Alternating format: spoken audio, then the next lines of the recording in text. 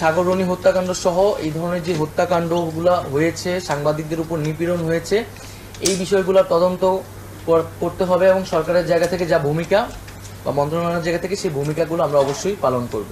আমরা স্বাধীন গণমাধ্যম কমিশনের কথা প্রাথমিকভাবে ভেবেছি এবং সামগ্রিকভাবে মূলত সাংবাদিক সমাজের সাথে আলোচনা করে আপনাদের বক্তব্যের প্রেক্ষিতে মূলত আমরা এই উদ্যোগগুলো নিতে যাচ্ছি। কারণ গণমাধ্যমের স্বাধীনতা কিন্তু গণতন্ত্রের অন্যতম একটি পিলার বলা যায়। গণমাধ্যমের স্বাধীনতা, মানুষের বাক স্বাধীনতা নিশ্চিত করতে হবে। সাগররণী হত্যাকাণ্ড, এই হত্যাকাণ্ড খুবই বেদনাদায়ক, খুবই নির্মম এবং আমরা জানি এই হত্যাকাণ্ডের বিচার নিয়ে কি পরিমাণ প্রহসন করা হয়েছে, যে বারবার তার প্রতিবেদনগুলা পিছানো হয়েছে। গণমাধ্যমের স্বাধীনতার কথা ইতিমধ্যে আমি বলেছি।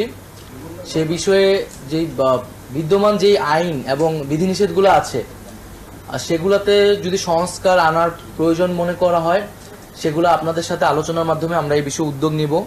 আমাদের যেই গণমাধ্যম, আমাদের যে তথ্য এবং সম্প্রচার, সেই বিষয়গুলো নিয়ে আমরা যাতে আমাদের কোনো ধরনের সমালোচনার সুযোগ না আসে, সেই বিষয়ে আমরা সচেতন থাকব।